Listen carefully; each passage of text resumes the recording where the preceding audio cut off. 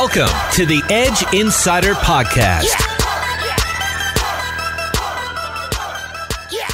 Welcome back to the Edge Insider. I'm your host, Kellyanne Roberts, and I'm here with Carl English. Carl, how's it feel to be back in your home province and pretty well leading this league in points, pretty much everything across the board?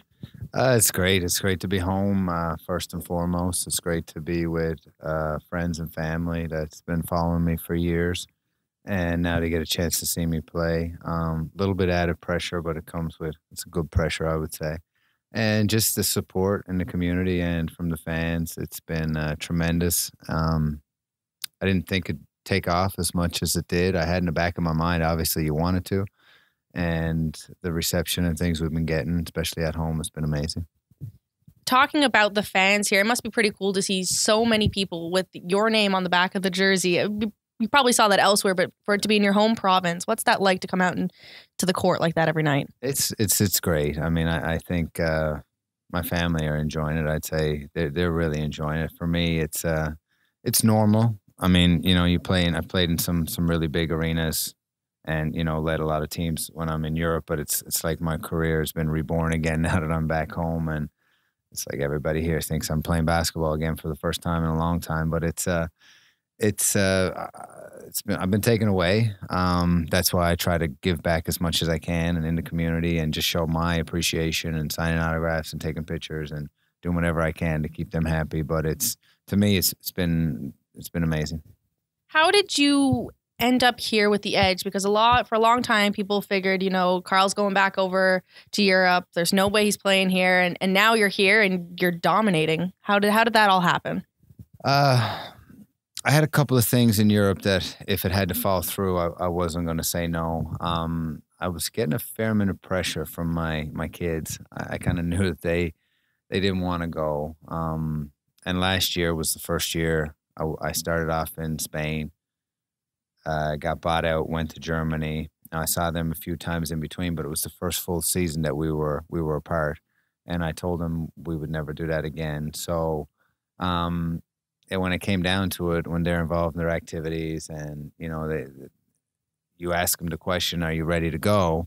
You know, they're like, well, we want to be with you, Daddy, and da-da-da-da-da. So it's like it came to the point where I was like, it was a turning point when I told myself, if we can get this worked out and if it does happen, I will come on board. So that kind of put in the back of my mind. But leading up to it, I must have turned down about 20 jobs overseas that were very interesting, but I mean that's where my heart is, you know, my family and my kids and my wife, and I kind of felt that they wanted to be here, so I sacrificed that for them. And then it's something special to play for as long as I have, and then to come back to where it all started for me, because I mean most people that follow my story, I started in a real small town and I just played on the side of the street. So for me to go to the places I've gone, it's on hard work and dedication. And along that route, there's been so many people that supported me and helped me along the way.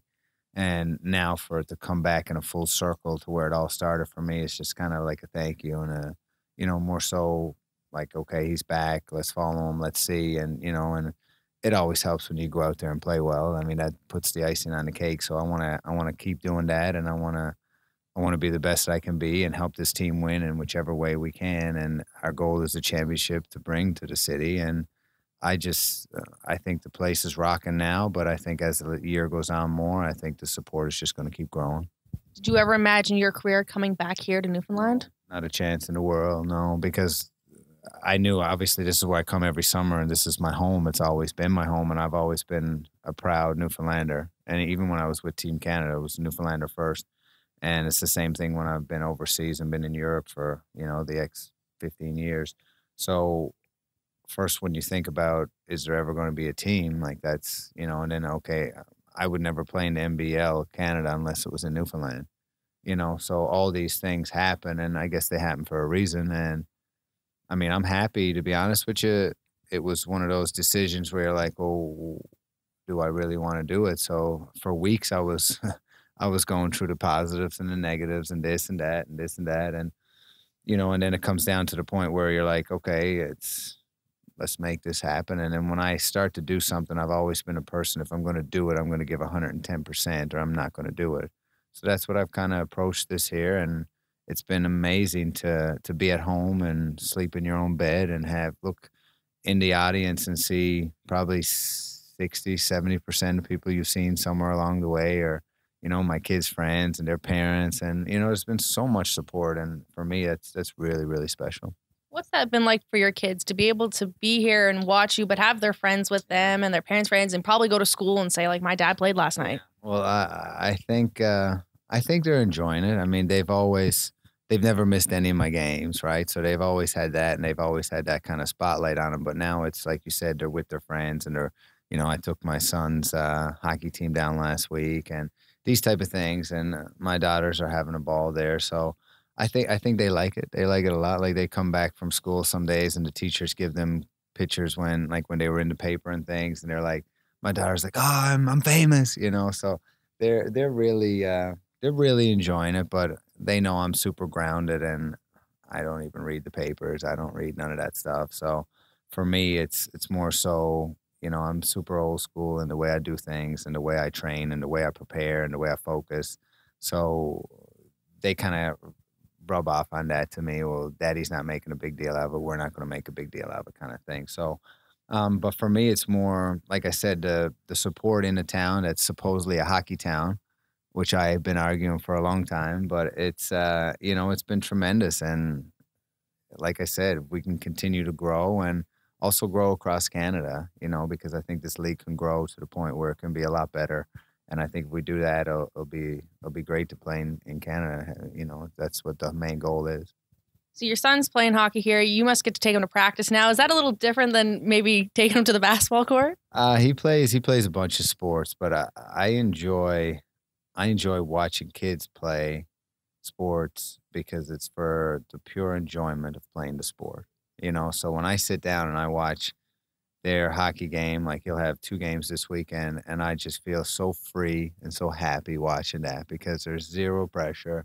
They're just out there, they're running into each other, they're falling down, they're smiling, they're doing their sellies and all these things. And it's just like, that's how sport should be to me. But when you get a professional, it becomes your life and your job. So then over the years, it puts a lot of pressure and a lot of strain on you. Like, when you step on the court now, for me, at my age, I still got so much to prove. And all these guys are coming at me every night because they want to make their name against me. So when I go see them and their sports and their activities and gymnastics and things, you just see the pure joy of what sports should be. And that's where I try to get to every night I step on the court. So when I watch them, it's amazing feeling just to watch the excitement on both teams. I'll sit there and I cheer for both teams. I cheer for everybody, and I don't get caught up in trying to coach him or telling them. All I care about, and I tell him every day, and I tell my daughters the same, I don't care if you score goals. I just want you to give 110% or don't bother to go. So that's my only philosophy as a parent is that. When you see them having that much fun out there, is that a reminder for you why you do it? Try to be. Yeah, when you see me play, you see that I'm trying to have fun out there. I'm trying to relieve the pressure because everybody wants to win, and I'm a huge competitor. That's why I've been successful. But at the same point, it is a game. There's a lot more things in life than this, but it's such a part of my life and my family's life that, I've sacrificed so much to get where I've gotten. So when you think about what's going on and what's not, yeah, when I step on that court, I want to be the best player on that floor. Or not, I'm not going to try to go out there. I'm not going to go out there to be average. I'm not going to do nothing to be average. And that's what separates people. But when I step on there, I try to find that happy place. And it's funny, as he gets older, he'll say things. And I try to see sports from a child's mentality because they see the basic things where we're always looking at the X's and O's. And we make things way too much, very complex when it shouldn't be. And like a lot of times I'll just listen to what he's saying. And some of the things he'll say, I'll come and I'll relay it to coach. And then he'll say it in his speech because they break it down to a T that you're just like, that just makes complete sense. We're going through so much detail and so many things to try to figure out something. And they just say it's so simple. So I'm just a person that I always feel I can learn from anybody, even if it is kids or anybody. So I'm very open-minded on that. It seems like this team is very much community involved. I'd say the last thing you guys are average. You're everywhere, it seems like. Was that something when you came here you really wanted to reinforce? 100%. I mean, that's what made a lot of teams overseas special. And I think in a community like this, where it's a close-knit environment, close-knit people, I feel we had to come in here and show them who we were, get to know the guys, get out in the community, show the support. And then also, I think a big thing is interacting with them. I find when you interact with the fans, they can touch you, they can feel you, they get to know you. And I've some Twitter stuff there that, like a guy said, he's like, you can't put a price the joy that they're giving my kids. You know what I mean? So, yes, it's a cheap ticket. Yes, it's a great experience. But then when we're shaking hands and we're signing autographs, like you see the smiles and the joys on those kids and those parents is, for me, it makes it all worthwhile. You know what I mean? And like I said before, like one night I kind of got a little bit upset because I came out after and we lost and there was nobody there. So I went on social media and I said, win or lose, if you need autographs, I said, I will be there. And, you know, the people told them like, oh, no, we weren't coming out. But I find if they're going to come out and support us, I will support them in whichever way I can. And it's tough to go to every school. We get a lot of requests. We get a lot of things. We only have so much time because we're trying to practice and we're on the road. So I got some more next week. I'm doing a special one. I'm doing a wheelchair one next week. That'll be interesting, definitely. So we're just trying to bring awareness to that. So we're trying to get out to as many groups and touch as many people as we can. And then this is the process that will keep going. This is not just now. This will be over the summer and into next year. And it'll just build the brand of the Edge and continue to have the fan base. That brand seems to be growing, like you said, giving support to the community. It seems like they're giving it back. I haven't seen an empty place here yet. It seems like it continues to grow. Are you hoping this will carry over? Yeah, well, that's the plan. I mean, I think when you get a fan base, like right now, yes, you have your local Newfoundlander came back home and you're leading the league in scoring and you're winning and you're first. All these things are great. You know what I mean? But obviously in sports, it's up and down. You know, you're not always going to be first. You're not always going to have, you know. But if we build a solid contingency of fans and they know that we're supporting them in the community, they're going to support us here. And that's the motto in a lot of small places in Europe. You'll have, you know, you might only have 50,000, but every game is sold out. You know what I mean? So because you have your fan base created and they love that. And then I think it's great entertainment for a family to come down, their kids interact. It's a great atmosphere. And I think it's only going to get better as we start to fine tune everything as well, because this is the first season as well. So it'll be up from here. You guys have shaken up the roster a little bit here on the road and seeing guys come in and go. And I know chemistry is a big thing with a team. How has that been, I guess, formulating now that you have guys coming in and out all the time? Well, professional sports are different off the bat. So, I mean, if you're looking at a college atmosphere, you'll have your 10, 12 guys, and then you stick with them because you can't make moves. But in professional sports, there's trades all the time, and there's things happening all the time. The key is you build your core nucleus of guys, you put your principles, your values in place, you hold people to a higher standard, and then if we can reach that standard, if they don't reach that standard, you trade them or you move them. Now, it comes with also, this is the type of league where you're making moves, guys are making moves, and you're always trying to get better. You know, if you don't make your moves, it's tough to get everybody you want at the beginning of the season because it becomes availability and different things. And then there might be something happen where a guy gets released and you're like, oh, we got to go try to get that guy. And we've done that a couple of times. And we might do it some more. I'm sure we'll do it some more. But, you know, the deadlines are coming up here. But if any move we make is to make us better and to make us a better team, and as long as your core group and nucleus of guys are there and your coaching staff, it's easy to adapt new players. The trouble is if you change 7, 8 guys. You know, when you're changing 1 and 2 at a time and they're good guys and they buy into the system, well, it's easy to adjust. So we made, with the transitions with Karan and Bird recently, they adjust really well. Rands as well, right? Because they're intelligent players, they're smart, they picked up everything, and they're good guys. So when you're a good guy and you're willing to accept your role and then buy in and then you can establish your role as the time passes, well, that's what we're trying to do. So there might be some shakeup, but I mean, I don't think they're going to trade me. So I'll be here for a little while, I hope. and, a few more other guys. And I mean, our core nucleus is there now. There might be a couple of more moves made before the season's over, but that's only in the best interest of the team and to bring a championship here. So that's the nature of the beast of professional sports. Cleveland just traded away half their team 2 days ago. So it's strange, but again, I mean, the Edge is the brand. The team is here. You attach to certain players, but at the same point, we're trying to get better, and the ultimate goal is to win and put the best product we can on the floor. How hard is that, though, at times to say goodbye to some of these guys and then have to go and play them 2 days later? It's tough, but like I said to you again, when it comes to performance and watching kids play, every day for the past 15 years I stepped on the floor, I'm fighting for a contract. You know how hard that is? You know how mentally tough you have to be when you're stepping on the floor and you're striving to be better, or you're striving to get a better job, or you're striving to keep your job, or you're striving to be the best. That's what it's like. Well, that's what it's been like for me, because I'm always trying to get knocked off. When I'm the leading scorer in Europe, someone's in there trying to take that. Someone is trying to take my job, and then I'm trying to get a better job to make more money for my family.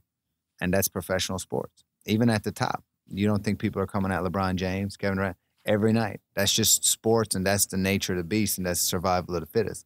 So you learn to adapt, and the guys that I still talk to them. It's not that I'm not going to be friends with them. I didn't cut them. I didn't make the change. It's not that. And even if I did, it's about us getting better and moving forward. There's no hard feelings. It's a profession and it's a business, right? At the end of the day, you need to win games, and you need to put the best players you can on the floor.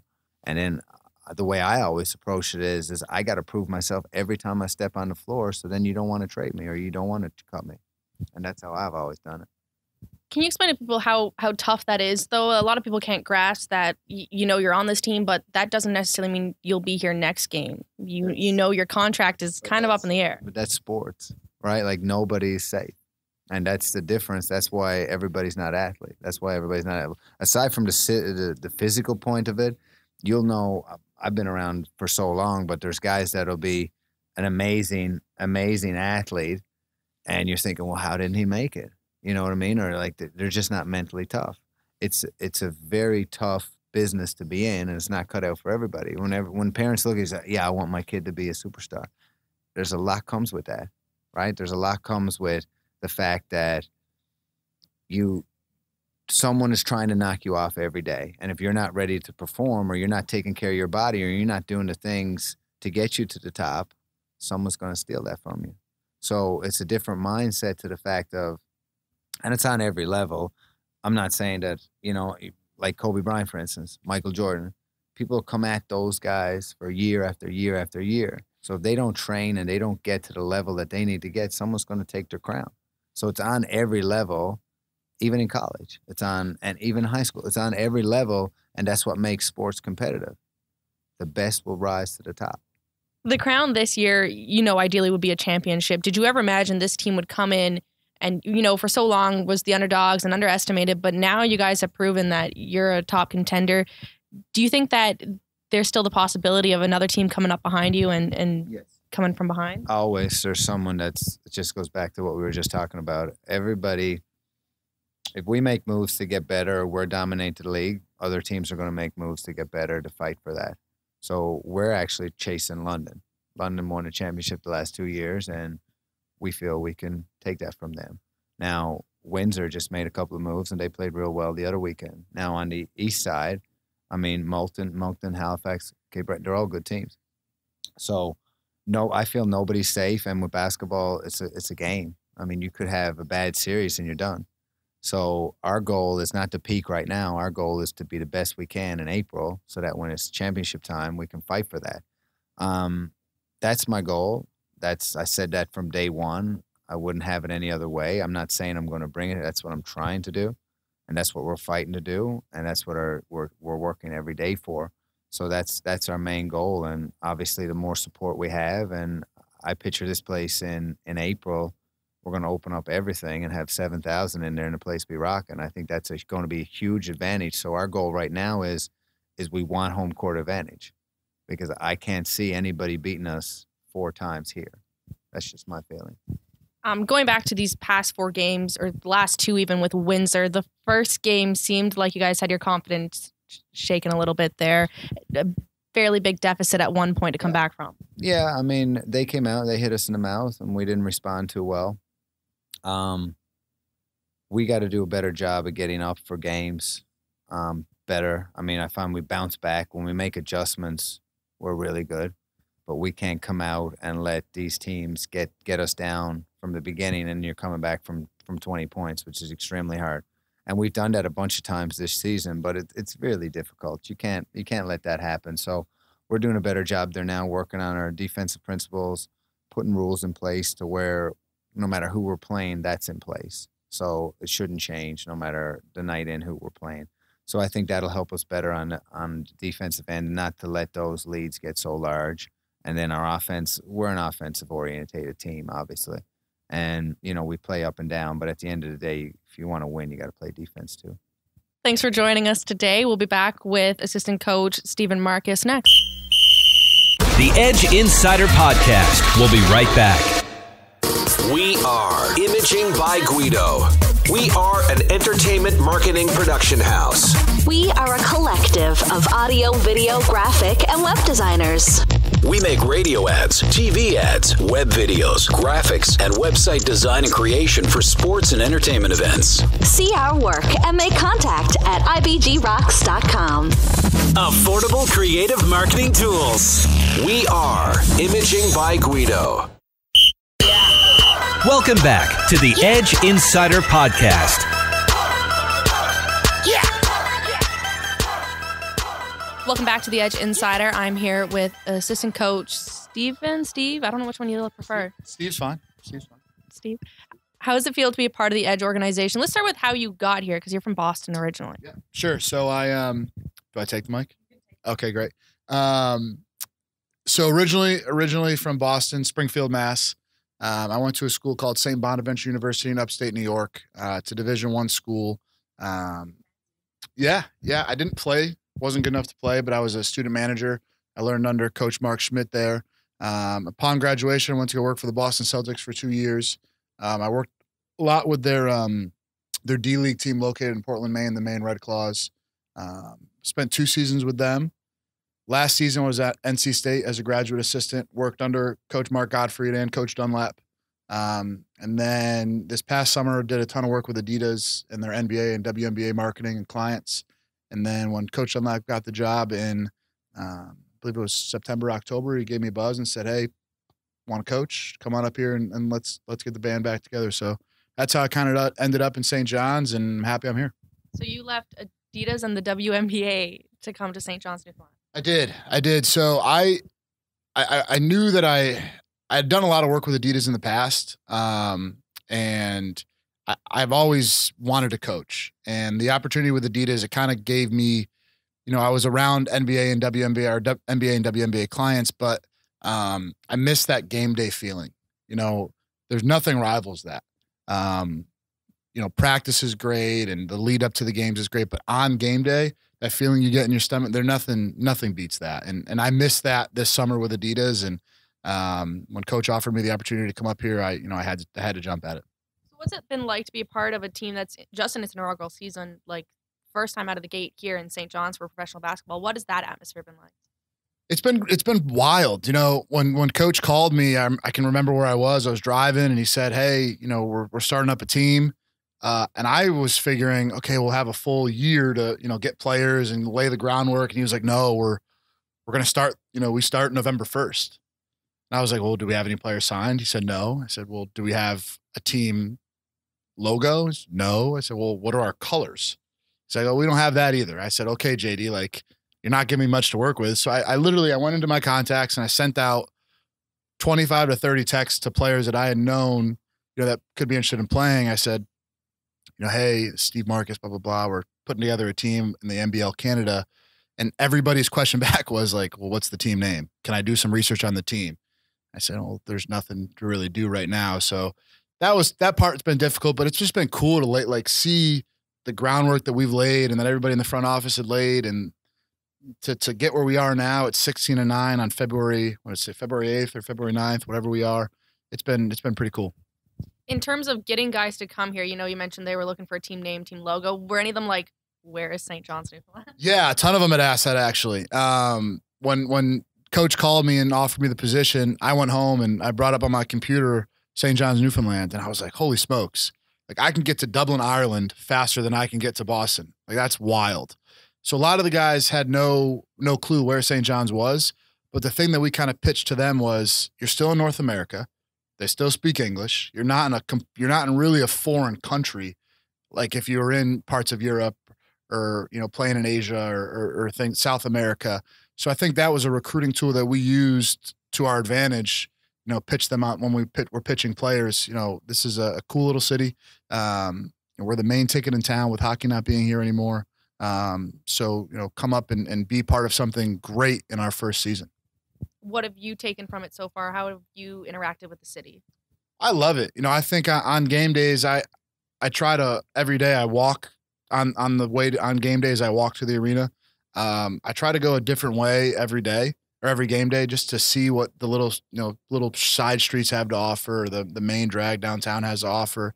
But it's been cool. You wear an Edge hoodie or an Edge sweater around town and people say hi to you, and people, hey, great season, coach, blah, blah, blah. So it's been cool to walk, downtown and on the way to the arena and see all that. But just the people have been super, super nice and welcoming to us here. In terms of people, recognizing you, is any of it to do with wrestling and you not taking on Dylan Dynamite? Yeah, Dynamite Dylan Davis. I've taken a lot of flack for that. I wanted to get in the rings. My tights and boots didn't come in time, unfortunately. So I'm hoping for the next event in April that I'll be offered the position to get back in the ring. But I caught a little bit of flack for not getting in the ring against those guys last week. People want to pay to see you in tights? So there's a very select few. I think maybe 2 to 4 people in the entire city do. But yeah, that's where we're at right now. But hey, 2 to 4 is better than 0. So let's talk about the Coach's Corner video. How did that start? Well, do you want the truth? Yeah. Okay.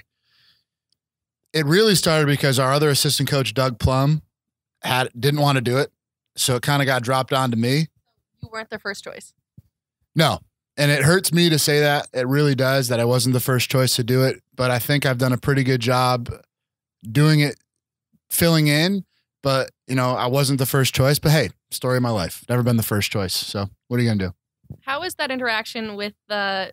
I mean, you guys seem to get along, but maybe there is a bit of... Yeah, no, we play good cop, bad cop. Doug's a guy that'll, he's really intense and really into it, but we've done a good job all throughout the season of, playing good cop, bad cop. And he's, we just met, we had never met him before when I first came up here November 1st. And, he's a guy that I'll have in my corner for the rest of my life. And I truly believe that. It seems like you guys have a bit of a different coaching style. It seems like you're maybe more the good guy, get along with the guys. You could say that, I guess. But no, I mean, he's so intense, and it's great because at times we need that. His last year with the success they had in London and winning the championship, he's brought so much wealth and knowledge to this team, and he does such a good job with what we do with our video and our scouting and just preparing every day for these games. We'd be lost without him, but he's done such a good job, and I've learned so much from him in just a short time we've been together. Every day I feel like I'm picking something up from him. But he's been great. You have a deep history with head coach Jeff Dunlap here. How did you kind of mentioned how that started? Were you expecting that text when he came up here that you were going to join him? We had stayed in contact when our staff left NC State in March of 2017. Coach and I had stayed in contact throughout. I stayed in Raleigh till June, and then went back home. But we had stayed in contact throughout the summer, at least once a week, with a text or a phone call. And he was always wondering, what's going on with you? Have you heard from any other positions that you have applied for or looking to do? And I had kind of told him what I was doing at Adidas, but I was still having that coaching itch to get back into it. And he said, stay, hang tight. I think something might pop here for me. And a couple weeks later, I got the phone call, and he said, hey, I was just offered a position. Why don't you, come up and coach? And I had a ton of questions, just like the players that we were recruiting I had a ton of questions about the city, how this was all going to work, the league. But once, all those questions were answered and I got what I needed from him, I said, let's rock. Let's do this. Let's go make something special in, this inaugural season. What is your interaction with Jeff in the dressing room and that? How do you guys bounce off each other? Whew, that's a great question. He's on game days. He's tight. He's tense. I'm super loose on game days. Yeah, that's me. And pregame, we got our little speaker in our assistant coach's office, and we're blaring music, and Dougie and I are bouncing off the walls and just really like fired up. And you walk a couple doors down into coach's office, and his door's shut, and he's locked in, and he's watching film to writing all his notes down. But I think that that comparison between the two, the contrast of styles, it's why we've been so successful. But on game days, we know to leave coach alone on game days and until we're ready to go to war at 7 p.m. So, you ever pushing each other's buttons? Oh, every day. I mean, he's from Los Angeles. I'm from Boston. He complains about the cold every day, and he comes out in his hat and his mittens and his gloves, and he's got to warm up the car 10 minutes before he gets outside. I'm like, come on, coach, stop being soft. Like, just come on downstairs. Let's go. Let's go to practice. Come on. But he, I rag on him about being LA soft at times. Anything else you'd like to add about the coaching staff? No, nothing else. Cool. You guys have had a bit of an awkward schedule this year where you have extended periods of time off and then you're back on the road. It seems like the beginning of every month you're on the road and then you're home. What are you looking for in this next road trip here? I think it's a really important 2-week stretch for us. We have 5 days of practice leading up to our next road trip where we leave on the 14th. And it's 4 huge games. It's 4 conference games.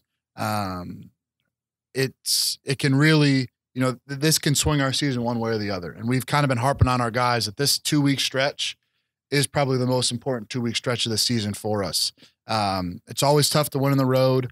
We've always kind of said, take care of home court and let's steal a couple on the road. We always want to go 4-0 on this road trip, but we know that you can't go 4-0 without going 1-0 in the first one. And that next game is the most important game at London.